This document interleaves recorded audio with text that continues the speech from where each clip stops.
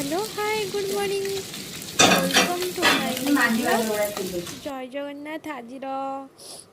new mini blog को मु स्वागत करची सुकन्या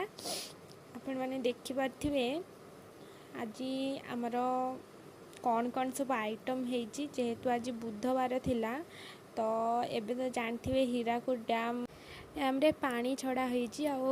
सेठी माने एते माछ धरा होची माने आपण विश्वास भी करेनि आ जेहेतु आम एबे संबलपुर रे रोहुचु मेरे पुणी बुर्ला रे रोहुचु तो एठी पुणी रहीकि जदि माछ जदि न खाइबु तो किछि भी माने कहया गले माने माने